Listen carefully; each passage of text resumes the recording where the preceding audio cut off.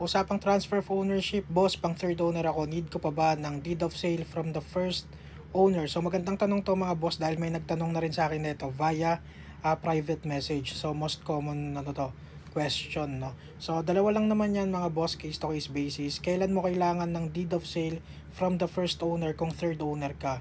Kapag yung mga dokumento ay nakapangalan pa sa first owner, like yung ORCR nakapangalan sa, ayun lang naman yun eh. Kung nakapangalan sa first owner yung ORCR, boss, eh di sa first owner ka kukuha ng deed of sale.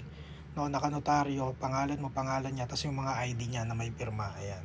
So yun, you can move on sa pag process ng transfer of ownership mo. Paano naman kapag nasa second owner na nakapangalan yung motor, no? So ituturing mong first owner yung second owner kasi sa kanya na nakapangalan. Ayun, so regardless na yun, I mean, i-disregard mo na yung first owner, no? Yung pinaka may-ari talaga ng unang-unang, pinakaunang may-ari ng motor. Ayun, so sa second owner ka nakukuha ng mga dokumento ng deed of sale, pirma niya, ID niya, ayan. So ayun, malinaw naman yun, boss. Kukuha ka ng deed of sale, nakadepende kung kanina pa nakapangalan yung motor, kung sa first owner ba o sa second owner. Sana nasagot.